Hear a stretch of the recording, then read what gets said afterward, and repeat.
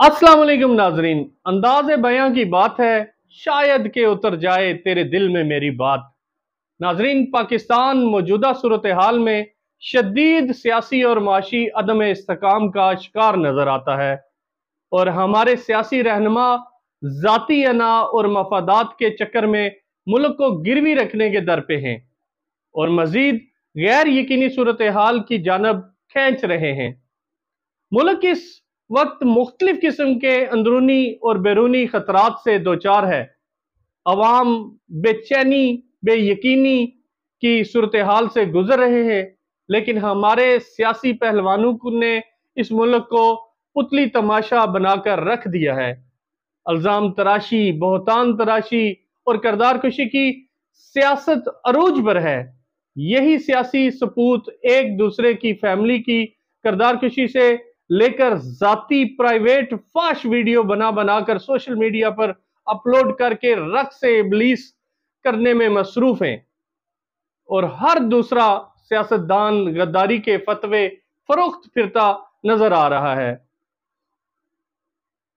PDM की 11 सियासी जमातों ने मिलकर एक खुश रंग सियासी बयानिया मुतारफ करवाया, जिसका नाम महंगाई मकाओ मार्च रखा गया। लेकिन इस मार्च से अवाम को रिलीफ तो ना मिल सका, लेकिन महंगाई का एक तूफान बदतमीजी उमड़ कर आ गया और यूं इस शदीद महंगाई से अवाम का जीना दोबर हो गया है।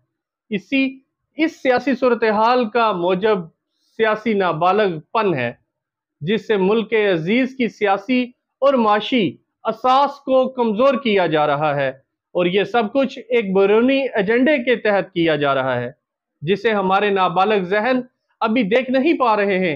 अलावाजी एस्टेब्लिशमेंट का किरदार भी माजी की निस्बत मनफी रुझान पर मबनी है। मुल्की तरक्की, ज़र मुबादला, दरामदाद और बरामदाद पर मनफी इशारे तेजी से असरअंदाज हो रहे हैं, लेकिन सब कुछ देखते हुए भी नजरअंदाज करके हमें खतरनाक मुस्तकबिल की जानब धकेला जा रहा है।